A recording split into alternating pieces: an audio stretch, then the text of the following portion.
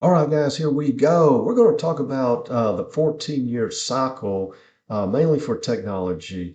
And what does this mean for Bitcoin this year and especially next year with the halving coming up? So let's go ahead and get started.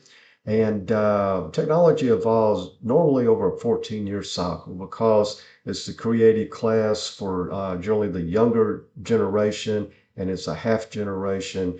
So those folks are generally, more, positive, more interested in new technology and will take hold of it and run with it and create even a better system.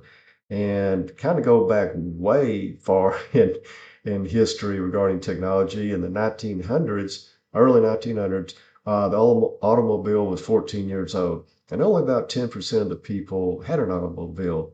And then over the next 10 years, that grew to 90% of the people. So it's kind of that S curve that you hear about, just almost, a hockey stick adoption, to the upside. And of course, with that goes, price action and the availability or the availability to generate multi-generational wealth. But anyway, just so happens Bitcoin is 14 years old, perfect time, to invest in the future of blockchain and, exploit this exponential growth that's going to be coming.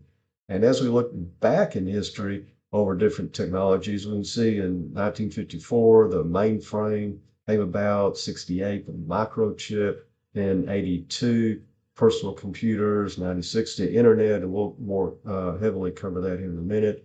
2010, the mobile net, and then 2024, Bitcoin, blockchain, and the trust net, as Mark Yusko calls it.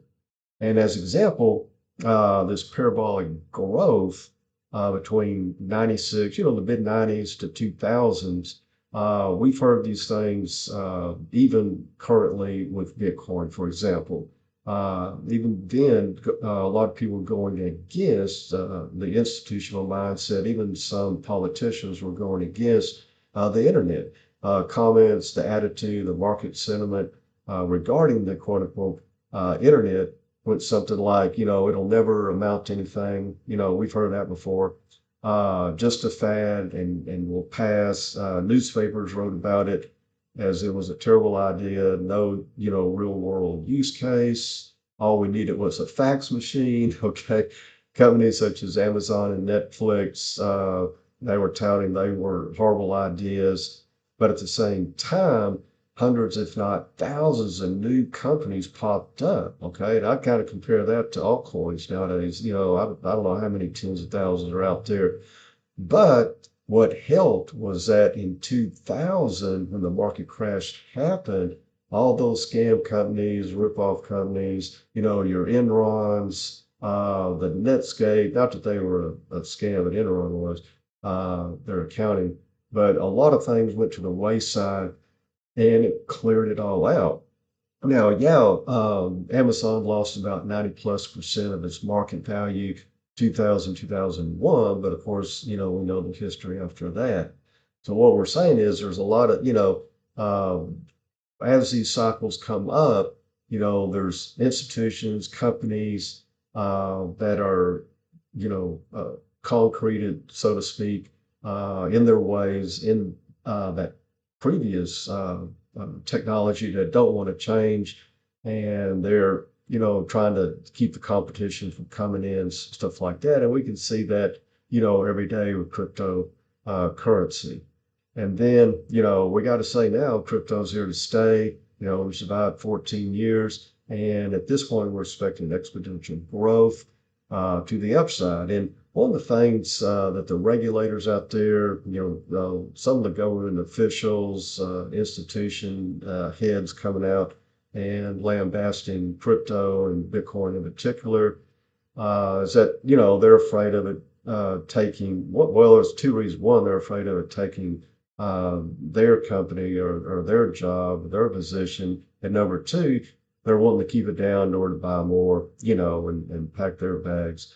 But anyway, but we also got to ask, regarding the regulators and the banks, how many U.S. alleged regulated banks failed since the 90s? Okay, hundreds and hundreds. And not only that, many of the big banks, you know who they are, Tommy, saying, they've been fined, tens of millions of dollars over time, but, they're still there.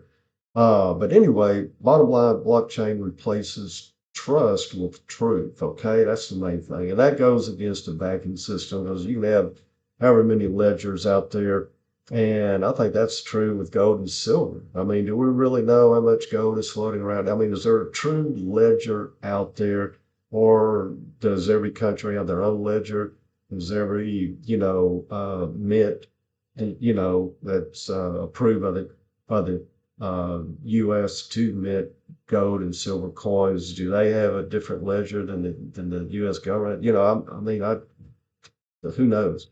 But anyway, to show you how much waste there is in the current banking system, over $7 trillion by consumers is taken, by banks in fees, overdraft fees, transfer fees, custodial, accounting, and auditing fees. But enough about that. Let's go and get to the charts, and I think you'll be very impressed.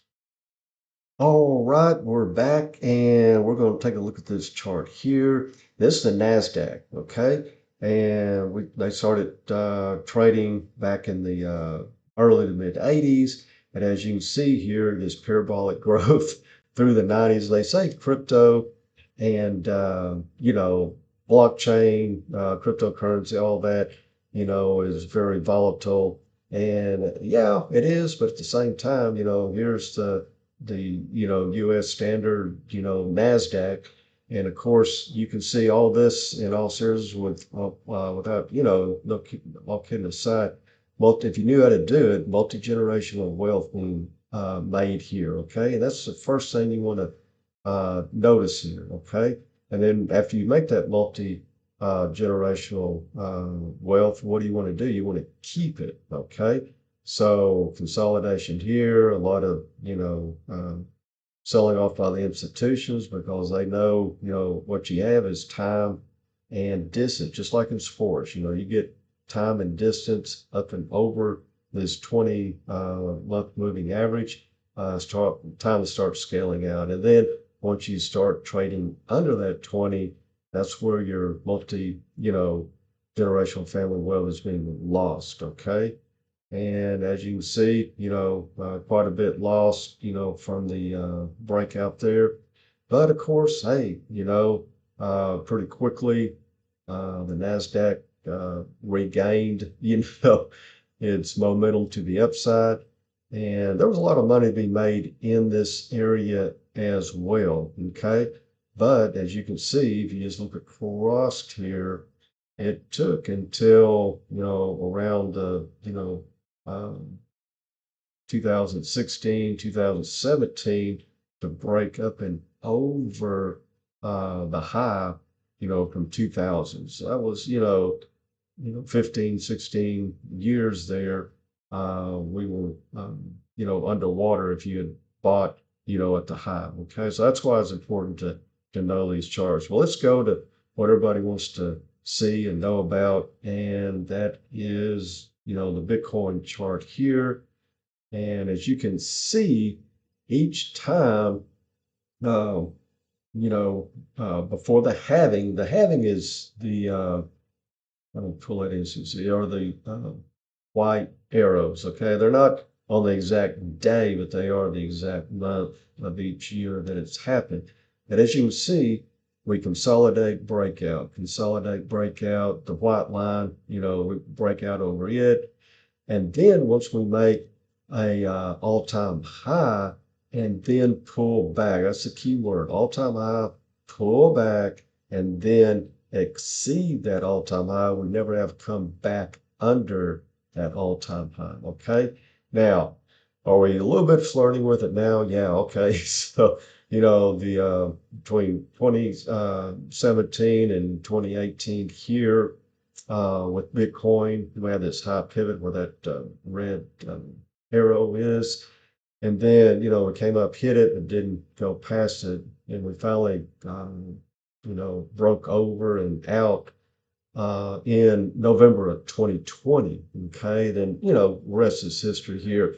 So we're holding this zone here, and we really don't want to come back down and start trading. And we never have done that in the history of Bitcoin. Come back down, uh, through a previous all-time high. And then of note, which I think for me personally is the um, biggest deal. Once we made a all-time high, then we pull back, make that low, and then push through the previous all-time high. Bitcoin does a 15x, okay? So even if we come down to, 12,000, 10,000, whatever, we're still looking at 100,000 plus Bitcoin through the next halving, okay? So I'm not really, unless you're just trading in and out of it, I'm not really, that concerned or interested in, day-to-day price action, needless to say, because it's just a matter of time before we, get some consolidation here. Now, this is monthly, so it's going to take a while. Of course, we've been consolidating here for quite a while, but we did drop under it. So that's why I'm thinking, the end of first quarter 2023 and the second quarter, this year, we could see or should see a breakout in price action for Bitcoin. And then, we'll be, as it goes, we have that bad winter and then, then spring, then summer, then fall. Okay. So that's kind of the cycle through this 4-year halving situation that we're dealing with. Okay. But all right, appreciate you guys watching. Have a great rest of your day, and we will see you on the charts.